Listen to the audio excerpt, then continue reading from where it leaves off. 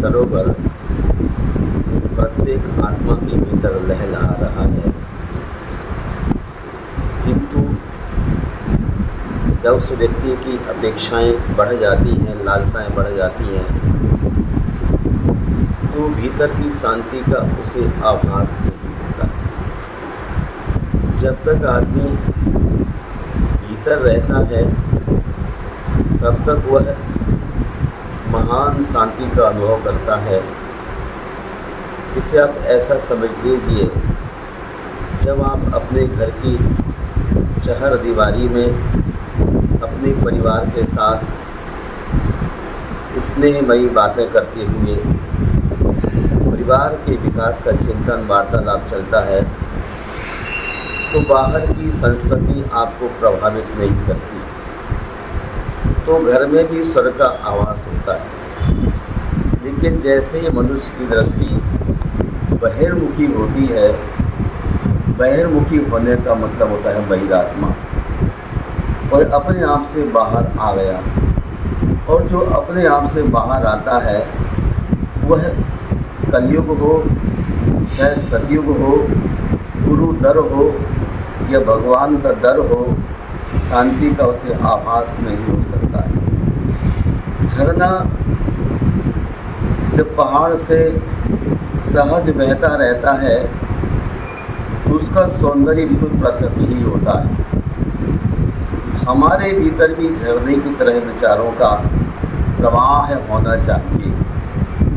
जब हमारे भीतर साधारण स्वाभाविक झरना झरता है तो अशांति किस बात की? अशांति होती है वस्तुओं की चाहत के कारण। जब हमें कुछ चाहिए ही नहीं, हम जैसे जन्म लिए वैसी ही जिंदगी भर जीने का एक प्रामाणिक संकल्प करके चलते हैं, तो व्यक्ति के अंदर वह शांति सुधा बहती रहती है। जब आदमी स्वभाव में होता है तो शीतलता लगती है, जब स्वभाव से बाहर जाता है तो उष्णता का आभास होने लगता है। हमें उष्णता से बचने के लिए अपने स्वभाव में रहने की आवश्यकता है। स्वाधीनता, सरलता, समता स्वभाव, तो दीनता, कुटिलता, ममता व्यवहार। जब चीज़ों से, व्यक्तियों से, पृथ्वी से ममता लग जाती है तो आदमी निर्ममता की ओर बढ़ने लग जाता है। हम समता में रहें और समता में रहेंगे तो कुटिया से महल तक किसी प्रकार का डिफरेंस नज़र नहीं आता है। गरीब से अमीर तक कोई फ़र्क नज़र नहीं आता है। मिट्टी का ढेला और स्वर्ण की गिट्टी में फ़र्क नज़र नहीं आता है। फ़र्क नज़र तब आता है जब दृष्टि से विरागता निकल जाती है। विरागता का नाम ही शांति है। विगता रागा यशः वीतरागा, जिसकी भीतर किसी भी चीज़ का अटैचमेंट नहीं रह गया है, जिस समय जो हो रहा है उस होते हुए को साक्षी भाव देख करके चलना और बनना। मैं आपसे चाहता हूँ कि हम जहाँ जिस भूमिका में रहते हैं वहाँ रहते हुए हम वस्तुओं को इंडल्जिंग, चिपके ना, पकड़े ना, उन सब चीज़ों से दूर रहें कि वस्तुएं पुद्गल हैं और हम जीव द्रव्य हैं। जीव और पुद्गल एक नहीं हो सकते, दोनों की मेथड, गुण, धर्म अलग अलग हैं। तब दो को एक क्यों करना चाहते हो? दो को एक करने की जुगत में ही अशांति पैदा होती है। दूध को दूध समझो, पानी को पानी समझो। ये हंस के पास आर्ट है कि दूध दूध लेता है, पानी को छोड़ देता है। हमें भी शांति के रास्ते पर चलना है तो हम अपनी आत्मा को समझें, पर कि सभी आत्माओं का विमोचन, राग कम करें। क्या है?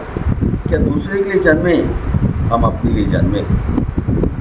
अलबत्ता सब लोगों के बीच रहने से कई बार ये मन में विचार आ सकते हैं आपके कि जैसे और लोग कर रहे हैं वैसे हम भी करें। लेकिन मैं आपसे पूछता हूँ, कोई पोटेशियम साइनाइड की पुड़िया लिए मुंह के पास लाए तो आप भी उसकी तरह करोगे क्या?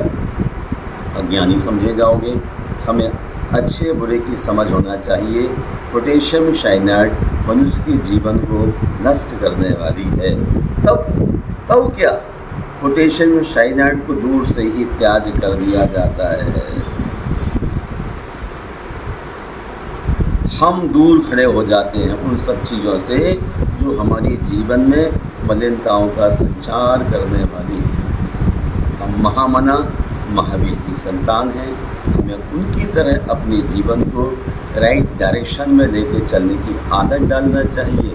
हम दूसरे के वैभव, दूसरे की चीज़ें, दूसरे के पद, दूसरे की वृद्धि को देखकर भीतर अगर खौलने लग जाते हैं, तुम स्वभाव खो गए ना।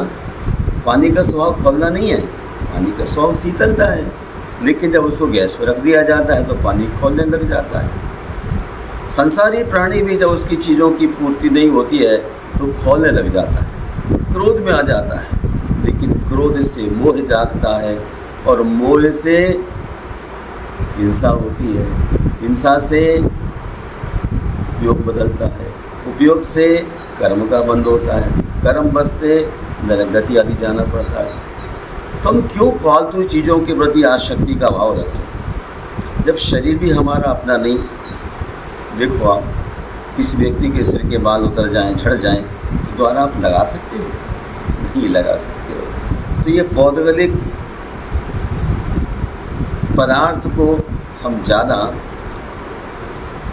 महत्व ना दे के उतना ही महत्व दें जहाँ तक कि हमें साथ देता है, काम करता है। ये साधन है।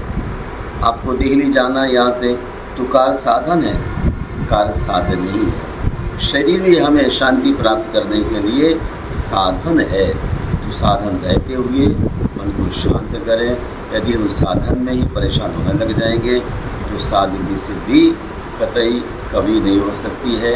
हम चाहते हैं सभी जीवों के अंदर शांति का विकास हो, प्रकाश हो, लेकिन तभी संभव है जब हम डिटैचमेंट, किसी चीज़ को पकड़े ना, किसी पर झूमे ना, पतंगे की तरह झूमने का मन है तो अपने आप पर ही झूमे। मैं कौन हूँ, मैं कहाँ से आया हूँ, मुझ में कौन कौन से गुण हैं और मुझे किधर जाना है। इन 4 प्रश्नों पर जब तक हम फोकस नहीं करेंगे तो हम बाहर की ओर भागते रहेंगे और हमारी शांति अशांति में ही परिणत हो जाएगी। इसलिए हम शांति के उपासक हैं तो अशांति के साधनों का न जोड़ें। जितना जितना साधनों को जोड़ते हैं उतनी उतनी अशांति पैदा करते हैं। इसलिए वीतराग की तरह, परमहंस की तरह उपलब्ध साधन जो थोड़े बहुत हैं उनमें ही संतुष्ट रहते हुए अपने गृहस्थ आश्रम को आप संन्यास के ले जा सकते हैं। दूसरे को नहीं, अपने को देखने की आदत डालें। यही है शांति का पथ। भोग अनंतानंद है, रोग अनंतानंत। भोग अनंतानंत है, रोग अनंतानंत। बिन संयम संतोष के हुआ न हुआ अंत। संसार में अनंतानंद पदार्थ हैं, हमें शांति प्राप्ति करना है। रोग अनंत हैं, हमें शांति प्राप्त करना है तो हमें संतोष और संयम का परिचय देना होगा। जो भीतर संतोष और संयम को धारण कर लेता है उसके रोग, शोक, दुख सब दूर होते हैं।